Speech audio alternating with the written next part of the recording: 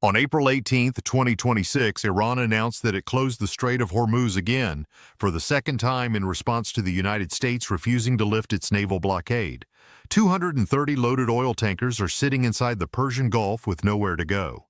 Abu Dhabi National Oil Company CEO Sultan Al Jaber confirmed that the strait is still not open despite the ceasefire. Saudi Arabia, which normally exports the majority of its crude through the strait, is increasingly diverting shipments to the Red Sea via its east-west pipeline, but that pipeline has limited capacity, and the Red Sea itself is threatened by Houthi attacks that could close the Bab al-Mandeb, Saudi Arabia's last remaining export route. Wall Street analysts and U.S. government officials are now openly considering the prospect that oil prices could surge to an unprecedented $200 per barrel. Bloomberg reported that figure. Not a blog, not a conspiracy outlet. Bloomberg. And what the evening news is telling you about this crisis, that oil spiked, that gas went up, that there is a ceasefire, is approximately 10% of the actual story. The other 90% involves the collapse of the global fertilizer supply chain, the destruction of Qatar's LNG infrastructure that will take 3 to 5 years to repair, the maritime insurance market that has effectively made the Persian Gulf uninsurable, the loss of 20% of the world's helium supply, the shutdown of petrochemical feedstocks that go into everything from food packaging to polyester clothing to medical devices, and a humanitarian crisis in the Gulf states where 70% of food imports have been disrupted and Iranian drone strikes have hit desalination plants that supply 99% of the drinking water in Kuwait and Qatar. It is worse than they say. It is categorically, structurally, and historically worse than any mainstream American news broadcast has communicated to the American public. And by the time you finish watching this video, you will understand exactly how much worse, exactly why nobody is telling you, and exactly how long the consequences will last. And here is a detail that tells you just how calculated and anticipated this disruption was. From February 15th to 20th, in the days before the strikes, Iran tripled its oil export rate and drained its storage facilities to reduce the risk of losing stored crude during the attack. They knew what was coming. Saudi Arabia attempted similar pre-war export surges, and war risk ship insurance premiums for the strait increased from 0.125% to between 0.2 and 0.4% of the ship's insured value per transit before a single bomb fell. The insurance market was pricing in the closure before the military operation began. London actuaries knew. Gulf state energy companies knew. The intelligence community knew. Iran knew. The only people who did not know, who were not given advance notice or the opportunity to prepare, were the 330 million Americans whose grocery bills, gasoline costs, utility rates, retirement accounts, and household budgets would absorb the economic consequences of a war launched on February 28th without congressional authorization and without a single public hearing on what the energy market impact would be. The Strait of Hormuz is not just blocked for oil, it is blocked for everything, and the everything is what nobody is talking about. When the American media covers the Strait of Hormuz, they talk about oil. 20% of the world's oil passes through the strait. That is the number you hear. What you do not hear is the list of everything else that passes through the same waterway and is currently trapped. 20% of the world's liquefied natural gas. 1/3 of the global supply of urea fertilizer. 9% of global ammonia production, a significant share of the world's sulfur, which is a byproduct of oil refining and a critical input for phosphate fertilizers and sulfuric acid, a major portion of the world's helium supply because Qatar is the second largest helium producer on Earth and all of Qatar's helium exports transit through the strait. Petrochemical feedstocks including ethylene, propylene, polyethylene, and polypropylene, which are the base materials for plastic packaging, food containers, medical supplies, synthetic textiles, automotive parts, and construction materials. Aluminum, because the Gulf states are major aluminum producers and exporters. Liquefied petroleum gas, which is the primary cooking fuel for hundreds of millions of households across South Asia and Southeast Asia, and refined petroleum products including diesel, jet fuel, and gasoline that are processed in the massive refining complexes of Saudi Arabia, the UAE, and Kuwait and exported globally. The Arab Center in Washington published an analysis documenting that all of these commodities are bottled up inside the Gulf, unable to flow out through the Strait of Hormuz. And each of these commodities sustains supply chains of complex goods and services that extend into every economy on Earth. When urea fertilizer stops flowing, farmers in Brazil, India, Southeast Asia, and the American Midwest cannot fertilize their spring planting at the rates their crops require. When petrochemical feedstocks stop flowing, factories that manufacture food packaging, medical tubing, pharmaceutical containers, and construction insulation cannot operate at full capacity. When helium stops flowing, semiconductor manufacturing, MRI machines, fiber optic cable production, and scientific research laboratories face supply constraints that have no short-term substitute because helium is an element that cannot be synthesized. The oil price is the headline. The everything else is the story. And the everything else is what makes this crisis categorically different from every previous oil shock in history. In 1973, OPEC restricted oil exports. The strait stayed open. Gas went through, fertilizer went through, petrochemicals went through. In 2022, Russia's invasion of Ukraine disrupted Russian oil and gas. The strait stayed open. Gulf exports flowed normally. Alternative supply was available. In 2026, the strait itself is closed. Every commodity that transits it, oil and non-oil, is simultaneously blocked. There is no historical precedent for a simultaneous blockade of oil, LNG, fertilizer, petrochemicals, helium, aluminum, LPG, and refined products through the world's most critical maritime choke point. The IEA director called it the greatest energy security challenge in history. That phrase does not go far enough. It is the greatest commodity security challenge in history, and the media is covering it as an oil story. Qatar's LNG infrastructure was hit so hard that repairs will take 3 to 5 years, and Europe does not have a backup plan. On March 18th, Iran struck Qatar's Ras Laffan Industrial City LNG complex, causing a 17% reduction in Qatar's LNG production capacity. The damages from this single attack are estimated to require 3 to 5 years to fully repair. LNG spot prices in Asia increased by over 140% following the disruption. Qatar Energy declared force majeure on all export contracts on March 3rd, and internal sources told Reuters that the company would soon be shutting down gas liquefaction entirely because LNG tankers could not leave the Gulf, and that restarting the liquefaction process would take weeks even after the strait reopens. Europe receives 12 to 14% of its LNG from Qatar through the strait. Before the war, the global LNG market was bracing for a supply glut as new U.S. and Qatari liquefaction plants were due to come online and boost supply. Bloomberg reported that outlook has been completely upended. The world has moved from the possibility of a glut to a deficit later this year. Europe emerged from winter with storage tanks depleted, which means European countries will need to purchase significantly more LNG this summer to refill them, at prices that are 140% higher than they were before the war started. Shell's CEO warned that Europe could face shortages of fuel by April. British supermarket chain Asda reported fuel shortages at its stations. The European Central Bank warned that a prolonged conflict will trigger stagflation and push Germany and Italy into technical recession by end of 2026. Chemical and steel manufacturers across the EU have imposed surcharges of up to 30% to offset surging electricity and feedstock costs, and analysts are warning that this could lead to permanent deindustrialization in some sectors because factories that shut down due to energy costs do not automatically restart when costs decline.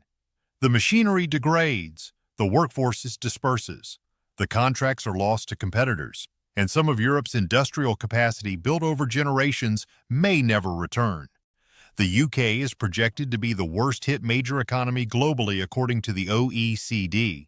Oxford University modeled that the UK and the Eurozone are at risk of GDP contraction. And none of this is being discussed in the context of American grocery prices and utility bills, but it should be, because when European manufacturing becomes 30% more expensive, the American consumer who buys European pharmaceuticals, European machinery, European chemicals, and European consumer goods absorbs that cost increase at the shelf. The Iran oil crisis is not an oil crisis, it is a global industrial crisis. And the 3 to 5 year repair timeline on Qatar's LNG complex means that one critical piece of the global energy supply will not return to normal until 2029 or 2031. Long after this war is forgotten by the news cycle, long after the headlines have moved on, the damage will still be there, embedded in the price of everything. The insurance market collapsed before the first mine was laid, and that collapse is why the strait cannot reopen even if Iran agrees to reopen it. Here is the piece of the crisis that almost nobody outside the maritime industry understands, and it is arguably the most important structural factor determining how long the disruption will last. Before the first shot was fired, before the first mine was laid, the London insurance market killed the Strait of Hormuz. The Arab Center in Washington documented that Iran's closure of the strait was both easier and had a bigger impact than many observers imagined for two specific reasons. First, at the outset of the war, shipping insurance carriers in London contributed to dissuading transit through Hormuz by invoking war risk clauses. Shipping paused while actuaries reformulated pricing that accounted for the new risks. Second, the pause became a halt when Iranian attacks on vessels made those risks real. War risk insurance premiums for the strait increased from 0.125% to between 0.2 and 0.4% of the ship's insured value per transit before the war even began. For a very large crude carrier, that increase represents $250,000 per crossing. After the IRGC launched 21 confirmed attacks on merchant vessels and laid sea mines in the strait, the Joint War Committee of the London insurance market expanded the list of high-risk maritime areas to include waters around Oman, which were supposed to be the alternative route for tankers bypassing the strait. The ports of Duqm and Salalah in Oman were struck by drones. A fuel storage tank in Duqm was damaged, and Sohar fell within the insurer's war risk zone, meaning that even the bypass routes around the strait carry insurance premiums that make commercial transit economically unviable at current oil prices. This is why the ceasefire did not reopen the strait. Even if Iran announces that the strait is open, even if the IRGC pulls back, even if every mine is cleared, the insurance market has to reassess the risk, recalculate the premiums, and decide that the waterway is safe enough to insure commercial vessels at rates that ship owners can absorb. That process takes weeks to months. Lloyd's of London does not recalculate war risk premiums based on press conferences. They recalculate based on sustained evidence of safety. And there is no sustained evidence of safety when mines are still in the water, when Iran has announced a second closure on April 18th, when the IRGC has said any military vessel approaching will meet a severe response, and when Iran has reportedly lost track of some of the mines it planted, meaning it may be physically unable to guarantee safe passage even if it wanted to. The insurance market is the invisible hand that determines whether global shipping moves or stops, and right now, that hand is closed. Until the underwriters at Lloyd's reopen it, the strait remains functionally closed regardless of what any government announces. And nobody on American television is explaining this to you because maritime insurance is not a topic that drives ratings. But it is the topic that determines whether oil flows, whether LNG flows, whether fertilizer flows, and whether the prices you pay at the pump and the grocery store and the pharmacy ever come back down. And the mine warfare dimension is even more technically alarming than the insurance market. The Congressional Research Service documented that in the late 1980s, during the Iran-Iraq tanker war, Iranian forces laid mines throughout the Persian Gulf, including in the Strait of Hormuz. Mine clearance after that conflict took months. The mines being used in 2026 are more advanced, more difficult to detect, and more numerous. An IRGC official declared on March 2nd that the strait is closed. If anyone tries to pass, the heroes of the Revolutionary Guards and the regular Navy will set those ships ablaze. And they have followed through. At least 21 confirmed attacks on merchant vessels. The tanker Skylight was struck off Oman on March 1st, killing 2 people and injuring 4. The bulk carrier Yuri Nari was damaged near the strait on March 11th. 3 tankers were struck in a single day near the strait, including one off Oman that was set ablaze. And according to at least one report, Iran has lost track of mines it planted in the strait, meaning that even if a peace agreement is reached, even if Iran genuinely wants to reopen the waterway, there are mines in the water whose locations are unknown to anyone, including the people who put them there. Mine clearance in those conditions is not a matter of days. It is a matter of weeks to months, conducted by specialized mine-sweeping vessels in waters where the threat environment is not fully mapped. U.S. Central Command said in April that Navy destroyers entered the strait for mine clearance operations, but a U.S. official described it as freedom of navigation, and Iran immediately accused the U.S. of a ceasefire violation and threatened to attack the ships. The physical infrastructure for safe transit through the Strait of Hormuz has been degraded by mines, by attacks, by insurance exclusions, and by the destruction of alternative port facilities. Rebuilding that infrastructure is a multi-month, multi-billion-dollar process that cannot be accelerated by political announcements. The fertilizer crisis that is coming out of this war will hit global food production for the next 2 growing seasons. The Persian Gulf is one of the world's major suppliers of urea fertilizer. Iran, Saudi Arabia, Qatar, the UAE, and Bahrain together account for over a third of global urea supplies, according to a Congressional Research Service report.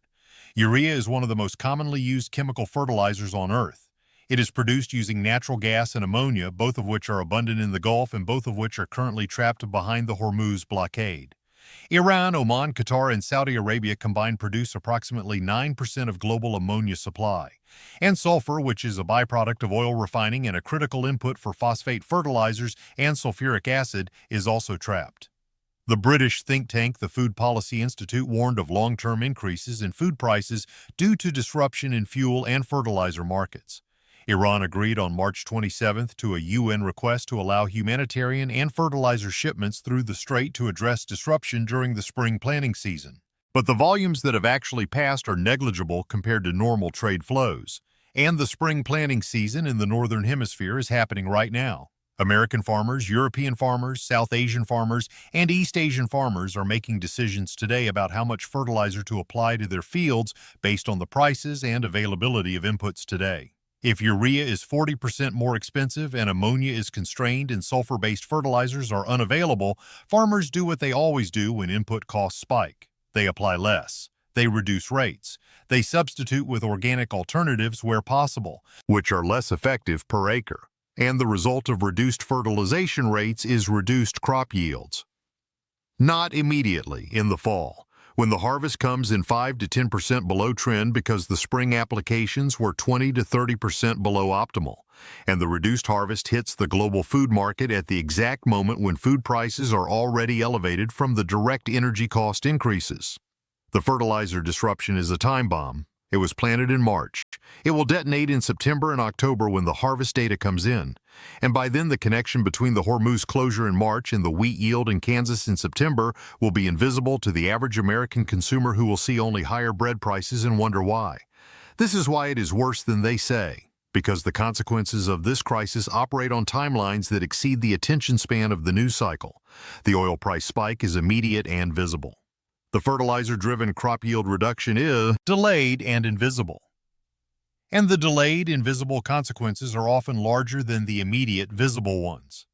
The Gulf states are facing a humanitarian crisis that will destabilize the region for years, and nobody in America is hearing about it. The crisis inside the Gulf states is approaching humanitarian disaster proportions, and it has received almost zero coverage in American mainstream media. The maritime blockade triggered what has been described as a concurrent grocery supply emergency across Gulf Cooperation Council states. These countries rely on the Strait of Hormuz for over 80% of their caloric intake. They are desert nations. They do not grow enough food to feed their populations. They import virtually everything through the strait. By mid-March, 70% of the region's food imports were disrupted. Retailers like Lulu Retail were forced to airlift staples, resulting in consumer price spikes of 40 to 120%. Iraq is worse hit than any other Gulf country because oil and gas constitute 90% of Iraq's state budget revenue, and 90% of Iraq's food, goods, and medical imports come through the Strait of Hormuz. Iran struck desalination plants in the Gulf, and desalination supplies 99% of Qatar's potable water and over 90% of Kuwait and Bahrain's drinking water. Major cities like Doha, Dubai, Manama, and Kuwait City depend on desalination for their very existence. Any sustained damage to desalination infrastructure poses a threat not just to water security, but to the physical habitability of these cities. And Iran struck drone targets at Oman's deepwater ports of Duqm and Salalah, which were the primary alternative routes for tankers attempting to bypass the strait. Those attacks demonstrated that Iran's reach extends beyond the strait itself into the surrounding maritime infrastructure that was supposed to serve as the backup plan. Saudi Arabia is considering expanding its East-West pipeline, a 1,200-kilometer line built in the 1980s during the Iran-Iraq tanker war, but pipeline expansion is a project measured in years, not weeks. The Gulf Cooperation Council's entire economic model, which is built on the assumption that the strait will remain open and that oil and gas revenues will fund imports of everything else, has suffered what analysts describe as a systemic collapse.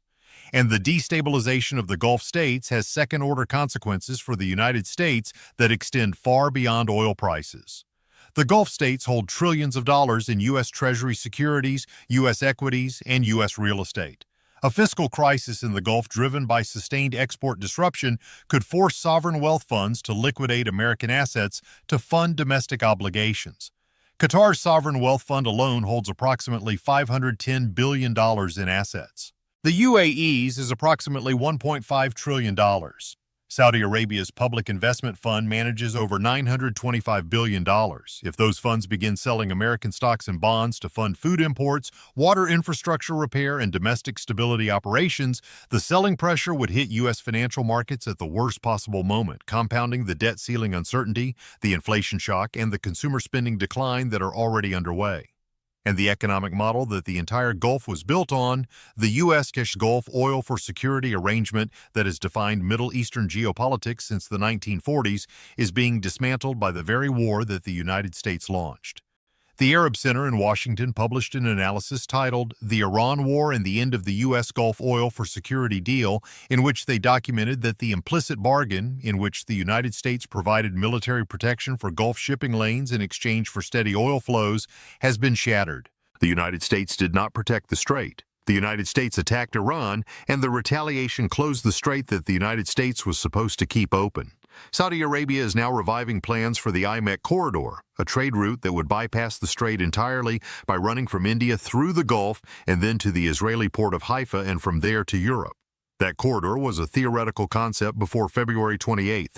It is now a strategic necessity. And its construction, which would take years and cost tens of billions, would permanently reduce Saudi Arabia's dependence on U.S. military protection, which would permanently reduce the strategic leverage that has given the United States privileged access to Gulf oil for 80 years. The war that was supposed to demonstrate American strength in the Middle East has instead demonstrated the fragility of the system that American strength was supposed to protect. And the Gulf states are drawing the obvious conclusion. They are diversifying their trade routes, their security partnerships, and their economic dependencies away from the United States.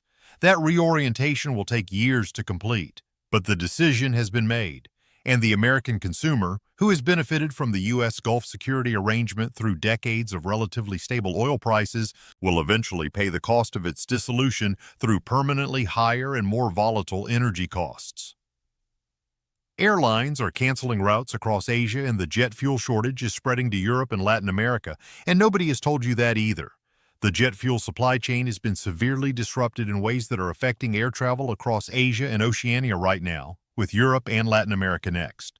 Airlines in Southeast Asia and Oceania are either adding surcharges to fares or canceling flights and entire routes because jet fuel is either unavailable or priced beyond what the economics of the route can support. Australia, which sources most of its jet fuel from China, Singapore, and South Korea, has only 30 days of jet fuel in reserve.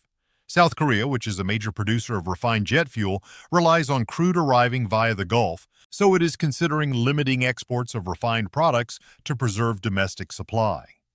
Korean Air entered emergency mode focused on internal cost reduction.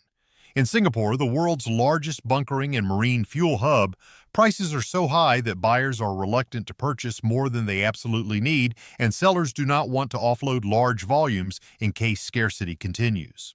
Parts of Africa have already faced supply disruptions. Governments are implementing measures to reduce consumption, and diesel, which Bloomberg described as the lifeblood of the global economy, is heading toward scarcity pricing in Europe.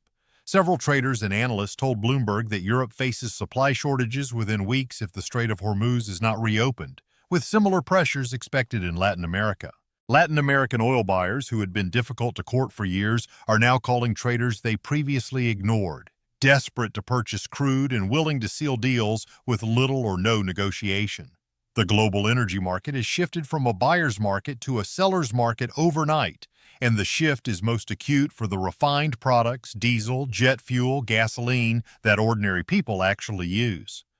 Crude oil is the commodity the markets track. Refined products are the commodities that determine whether trucks move, planes fly, and factories run. And the refining capacity in the Gulf itself has been damaged. Kapler's analysis documented that refinery run reductions affecting facilities in Saudi Arabia, Qatar, Oman, and other Gulf states have added approximately 3 million barrels per day in product supply losses on top of the crude export blockade. The crisis is not just about getting crude oil out of the Gulf, it is about the fact that the refineries inside the Gulf that turn that crude into the diesel and jet fuel the world actually burns are themselves damaged, shut down, or operating at reduced capacity. The crude, even if it could get out, cannot be refined inside the Gulf at pre-war rates, and the refining capacity outside the Gulf is already running near maximum utilization globally. There is no spare refinery capacity to absorb the lost Gulf output. The bottleneck is everywhere simultaneously, and the only thing you are hearing on the evening news is the price of a barrel of Brent crude. That price is the tip of an iceberg that extends into fertilizer, LNG, petrochemicals, helium, aluminum, jet fuel, diesel, food imports, drinking water, maritime insurance, and the sovereign wealth funds of the wealthiest nations in the Middle East. It is worse than they say. It is worse than most of them know, and it is going to be worse for longer than anyone in a position of authority is currently willing to admit. Share this video with every American who buys groceries, drives a car, heats a home, takes medication packaged in plastic, wears synthetic clothing, flies on an airplane, or eats food grown with fertilizer. Because the Iran oil crisis is not an oil crisis. It is an everything crisis. And the everything is just getting started. And the crisis has already reached the developing world in ways that should terrify anyone who understands how interconnected global commodity markets are.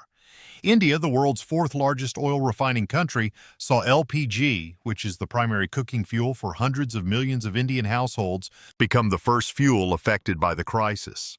60% of India's LPG demand is met by imports, most of which pass through the Hormuz Strait. Long queues formed at LPG distribution points. Deliveries were delayed.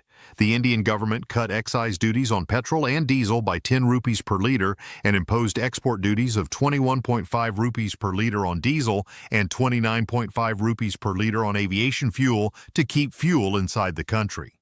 Panic buying spread. Unfounded rumors about shortages caused people to form long queues for petrol across the country. India began purchasing petroleum from Russia to replace disrupted Middle Eastern supplies, further tightening the global supply available to other importers, including the United States. Every barrel India buys from Russia is a barrel that is not available to American refineries.